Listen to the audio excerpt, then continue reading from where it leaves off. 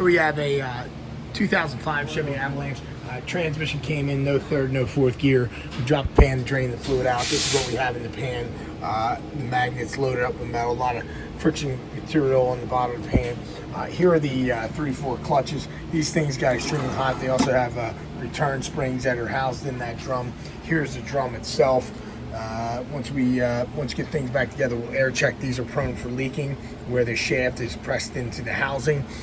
The drum itself has several different feeds. Okay, so you got a feed here, feed here, feed here. If there's cross leakage between these sealing rings, that could be a factor. You want to make sure that the bushing that supports this is correct in the pump, so that gets replaced. In addition, you're going to want to put a bearing kit. You know, the bearings actually upon disassembly came apart. Another thing we're going to want to do, you see that the separator plate gets pounded out. We put a hardened separator plate in. Also notice that the reverse drum here, this is chewed up pretty good. We'll see if we can clean that up, maybe reuse it. Going to want to replace this shift solenoids here. This is EPC solenoid, and whenever we have this extended metal contamination, we replace the electronics.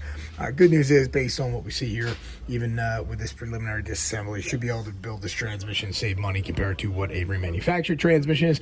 Also putting some updated components in the controls. One of the things we do, you see this is here's the accumulators in the unit. They're plastic accumulator pistons. We typically put aluminum accumulator pistons. Those plastic ones we've seen crack and fail, and that can damage the internals of the transmission. Sometimes the plastic from thermal cycles will deteriorate and become more brittle, so replacing them with aluminum is always something that we do.